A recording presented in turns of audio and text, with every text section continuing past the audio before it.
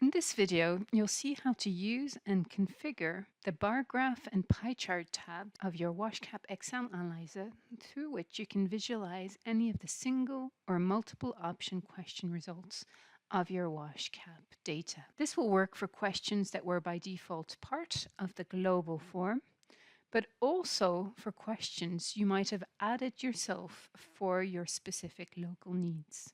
We'll look at two scenarios. The easy scenario is the one where you haven't made any structural changes to the global form. The second scenario we will look at is when you have made changes to the global form, such as the adding of completely new questions that were not there by default in the global form, in order to adapt your analysis to your local needs.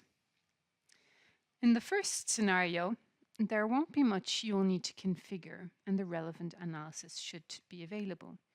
This is the configuration tab that is specific to the BarGraph and PieChart tabs. So normally everything should work without you needing to modify anything by default.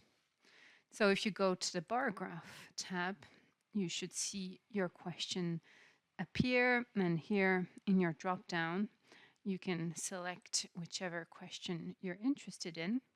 You will notice that if you have very long hints as part of your questions, some of these questions here will not appear properly, and you will see hashtag value instead of the full question.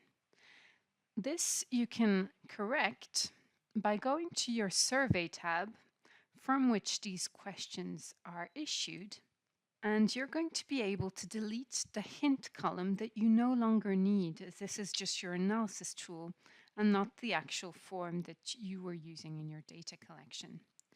So this hint column that sometimes has a lot of text and therefore makes the questions much longer, you can simply delete, which means that when you go back to your BarGraph tab, your questions have been shortened because they don't have the hint information anymore, and you will no longer have the hashtag value for some of the questions that were considered too long. Here I can select D5. Please name at least 3 of the most important times that someone should wash their hands, and I have my associated disaggregation variable. Now let's look at the second scenario.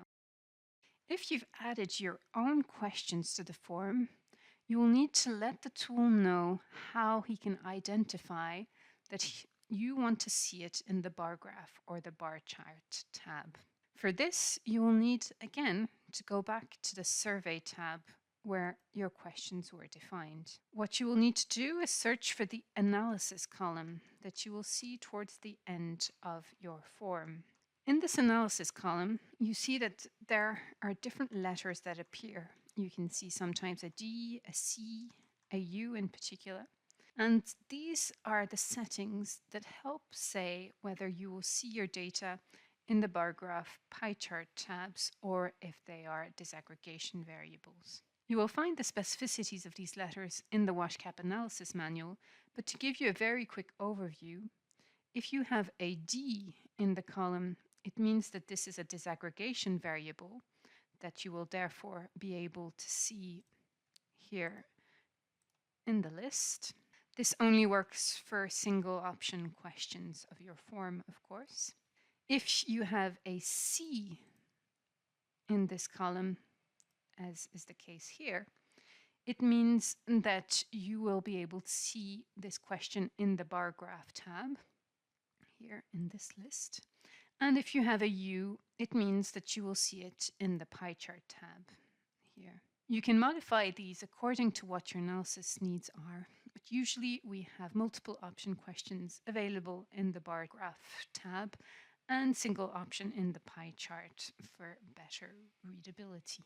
You can also set up your form directly before your data collection to ensure that these settings are ready for your analysis. But of course, this should only be the case if you know how an XLS forms work and if you're very well organized. As a summary, this video aimed to show you the different steps to follow to ensure that you visualize in the BarGraph and PieChart tabs the questions that you're interested in.